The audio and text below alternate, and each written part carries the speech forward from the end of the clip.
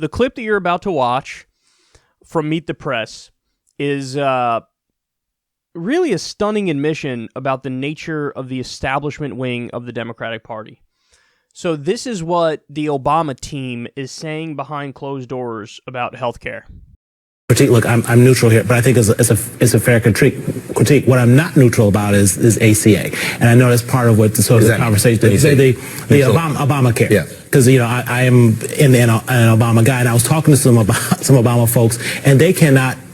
We'll rename nameless, and they cannot understand the ideal that we are now, after all the everything you went through, everything we went through, all the political capital the president used, all these Democrats laying on the sword for this to get this thing passed. Now they wanted to. Now when it's above water, Kaiser has 11 points above water now.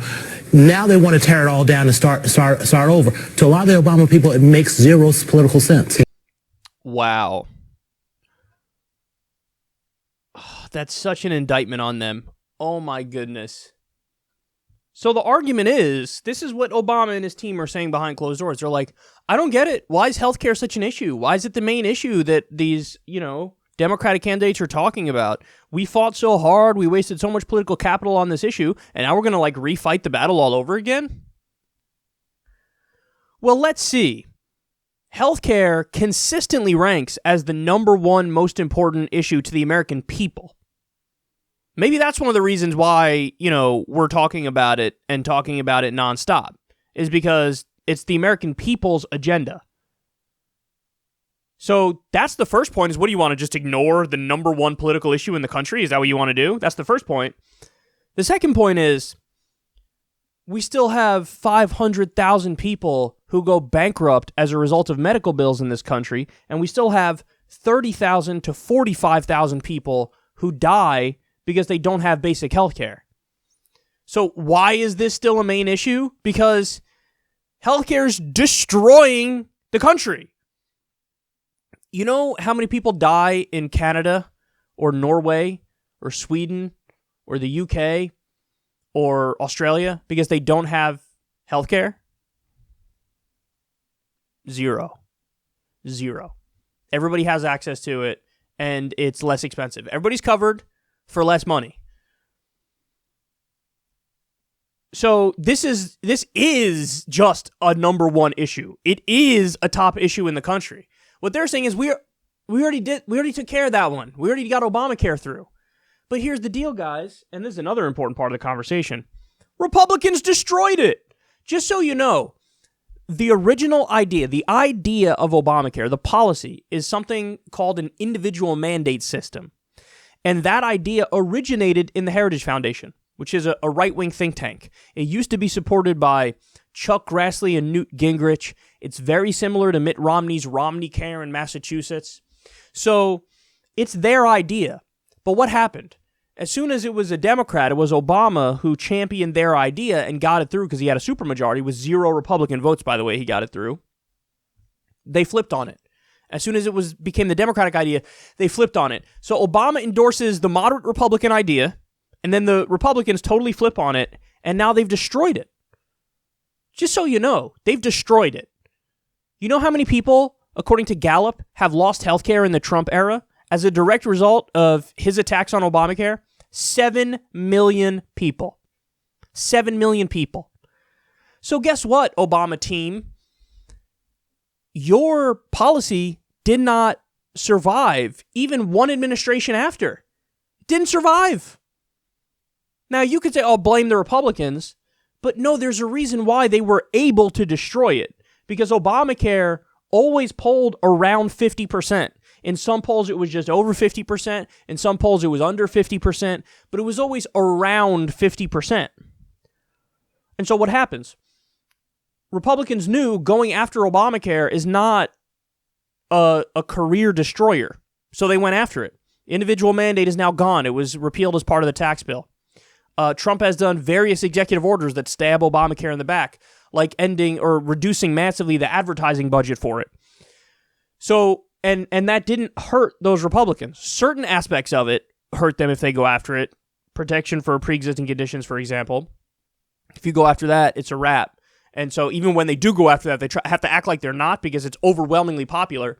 But other provisions of the law, they have no problem going after because this is not something that the American people view as off the table. Now, and that's another reason why you have to be able and you have to be willing to go all the way for Medicare for all. Because, and other countries, perfect example of this is other developed countries, it's at the point now where even conservative parties in respective developed countries, they all have to take a hands-off approach to the healthcare systems because the national healthcare systems are so popular that even conservative parties and even conservative voters say, hey man, just don't, okay, fine, you can be as conservative as you want, but don't touch the national health system because it's incredibly important and we need it. And you see a similar thing, by the way, happen in this country. Whenever you have Social Security, for example, you can't cut that. It is so difficult politically to try to cut it because whoever cuts it is wiped out in the next election, guaranteed, because it polls so overwhelmingly popular. Then you have more of a universal style system.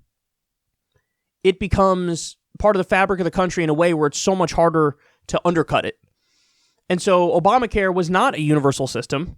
Obamacare was a right-wing half measure that kept the for-profit health insurance companies in place. So because it was a half measure, it was ripe for being undermined, which is exactly what happened in the next administration with the Trump administration. But if you have a Medicare for all system, soon as everybody experiences those benefits, good luck trying to cut it. And Republicans might, but if they do, what'll happen? They'll get wiped out in the next election, guaranteed. So this says a lot about the nature of the establishment wing of the Democratic Party. Because they want those victories, those check marks, but they don't want to do the hard work to really earn the long-term victories. They'd rather be able to say, oh, we compromised, we were bipartisan, we gave ground, we met in the middle, and then they're shocked when they're like, why would anybody want to go further than the middle? Because it's not a good policy. It's a terrible policy. You could say it's better than what we had before. I agree with that, but it's not a great policy. It's ripe for being undermined for sure. And we still have 30 to 45,000 deaths from lack of health care. We still have 500,000 bankruptcies. And for you to not understand that those things in and of themselves are such giant issues that of course they need addressing says a lot. You'd rather just say, hey man, I got it done. I got healthcare reform done. And just give yourself that pat on the back. But that's not enough. It's not enough.